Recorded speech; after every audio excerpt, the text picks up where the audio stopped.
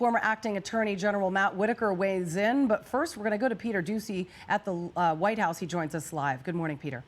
Good morning, Julie. Somebody on the Biden team knew that there was more than one batch of classified material that had been located when they sent the president out, and he talked about just one batch of classified material in one box here in Washington, D.C. Still, officials claim they are doing everything by the book. So what I can say to you is that the president has been kept informed by his counsel. I disagree. There has not been a limit of transparency. There has not been a limit of transparency. That I will disagree with you on that. Thank you, Corinne. Another one on GarageGate. What is the White House trying to hide? Nothing. But this is just the beginning of a much bigger federal investigation, and Republicans on the Hill seem to believe that the special counsel is going to find much more. This is reckless. It's dangerous. It's, to quote Biden himself, irresponsible. And the reassurance the president gave that his Corvette was locked in a garage merely reveals how little he knows about classified document handling. And they tell us the search is complete.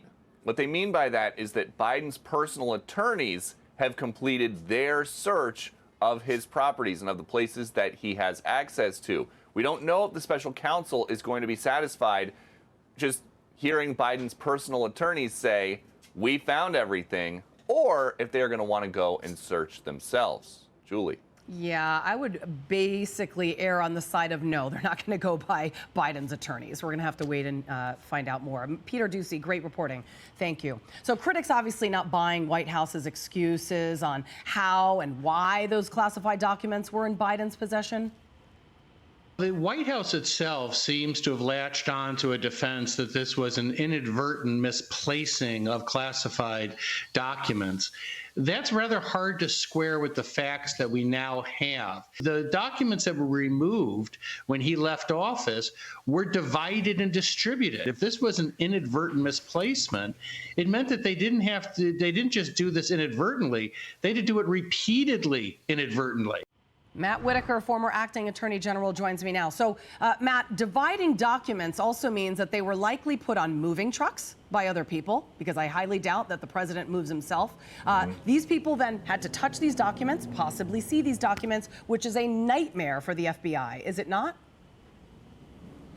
It is, and it's good to be with you, Julie. There's a major chain of custody issue, and then we don't know whether these three sets of documents were all together at one point in time or whether they were each distributed at different times to different places. It's, this is, remember, an administration that promised to be the most transparent and honest of any administration, and you can see from the press secretary's podium that they're anything but honest and open right now. White House counsel has said that it is confident a thorough review will show that these documents were inadvertently misplaced. But the fact that the classified documents were not only misplaced, they were divided. I mean, they were taken to various different locations. In fact, one of the documents, just one page, was found in a room adjacent to the garage where the Corvette was kept, which somehow, I guess, is now supposed to equate to a safe. There is no, I mean, it's ridiculous. This obviously represents a serious threat to his defense that he didn't know about them. How do you not know about them when they're in separate locations?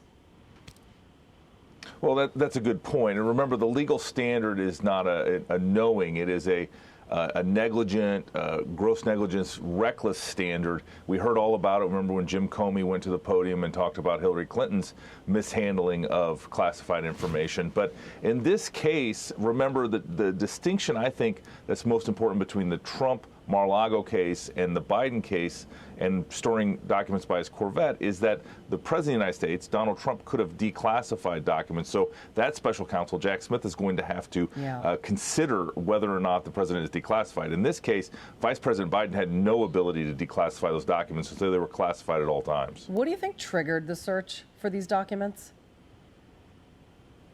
Well, we're being told that the movement of President Biden's office from the Penn Biden Center to, I guess, a his home office was why his lawyers were there in the first place, cleaning out this closet where they found the first tranche that was in a manila envelope marked personal. So I think, again, this administration It should be and marked classified. is not being honest. I mean, a personal is a love letter. Personal is my diary when I was 12.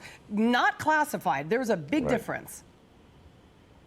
Huge difference. And I know, because I handled classified information, what those cover pages look like. And I never wanted even to have it on my desk, let alone have it at my office or my home or in a library. I mean, this is irresponsible, to quote Joe Biden. Yeah, but deliberate. Yes or no? That's what we need to find out. Possibly irresponsible, illegal, of yes. course. Right. Illegal?